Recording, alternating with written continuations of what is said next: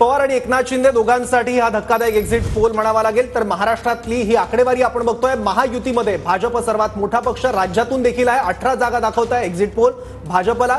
तर शिवसेना शिंदे गटाला 4 जागा, राष्ट्रवादी अजितदादा गटाला 0, तर महाविकास आघाडीमध्ये काँग्रेसला 5 जागा, महाविकास आघाडीमध्ये शिवसेना ठाकरे गट हा सर्वाधिक जागा मिळवताना दिसतोय 14, तर राष्ट्रवादी शरद पवार गटाला 6 जागा दिसतायत। तर महाराष्ट्रामध्ये महाविकास आघाडी आघाडीवर असल्याचं या ठिकाणी पाहायला मिळते।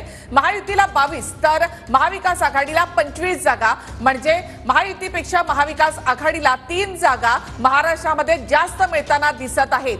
तर सांगलीमधली जी जागा आहे ती कदाचित विशाल पाटील यांना या ठिकाणी जाऊ शकते। TV9 पोलस्टारचा हा अंदाज आहे।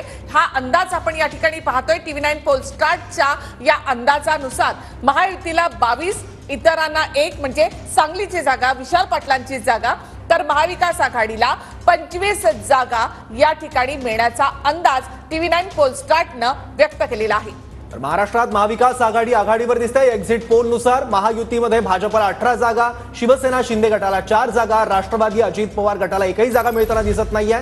तर महाविकास आघाडीमध्ये काँग्रेस